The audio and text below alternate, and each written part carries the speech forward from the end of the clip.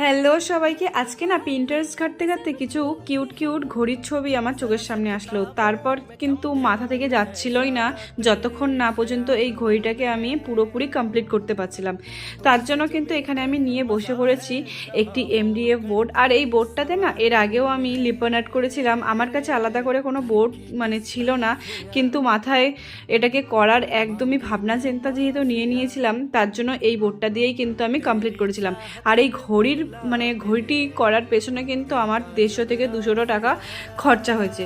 কেন খরচা হয়েছে সেটাই আমি তোমাদেরকে জানাবো। তোমাদেরকে আমি খরচা হওয়ার কথা এই কারণেই বললাম, ঘড়ির মেন জিনিস হলো কিন্তু কাটা। এই জিনিসটা কিন্তু আমার কাছে ছিল না। এই কাটা কিন্তু আমি একদম নতুন কিনেছিলাম। কাটার পেছনে যে ঘড়ির মেশিনটি থাকে সেই সময় যেহেতু কিনেছিলাম পুরো 150 টাকা নিয়েছে।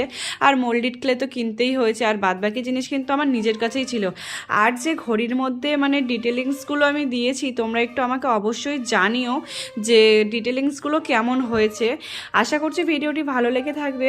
আর যদি ভালো লেগে থাকে তাহলে কিন্তু অবশ্যই একটি লাইক, শেয়ার এবং কমেন্ট অবশ্যই করো। এবার বলো তো ঘড়িটি কিউট লাগছে কিনা, তার জন্যই কিন্তু আমি কিউট বলেছিলাম। নেক্সট ভিডিও দেখার জন্য ওয়েট করো।